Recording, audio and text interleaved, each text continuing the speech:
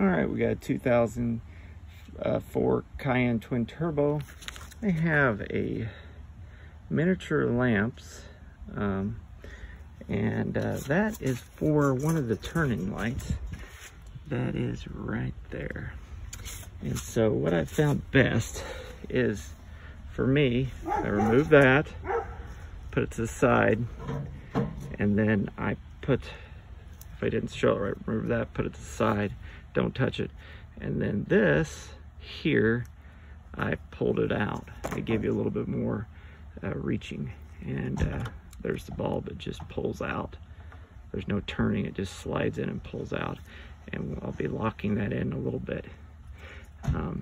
I also used this liquid electric tape, and my lighting wires, I noticed in here, they're starting to deteriorate, and I would almost be concerned they're shorting. So in this scenario, it should be good. So I'm letting that glue, or excuse me, that tape to dry, this liquid tape, and then I've got my new bulb in, and probably will take this back out, lay it to the side, use the grips here and put it in and turn it in, and it should be good to go. Then close everything back up. So I'll take a lunch, but pretty much that's it. It's a pretty easy job if you have the right tools and the right part. I actually thought the bulb that I needed to replace was this one, and it is a bulb, and it's for that one in there, and I just don't need it at this point, but I'll be replacing that one, I'm assuming, someday.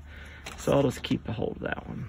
I don't think it'd be a problem to hold on to it, but I've already put the new one in. It had a blue bulb in it. I'm assuming that was just a cheapie.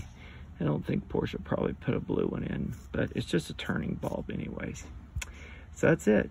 2004 twin turbo Cayenne, and it was the passenger side bulb, or passenger side headlight. Thanks, goodbye.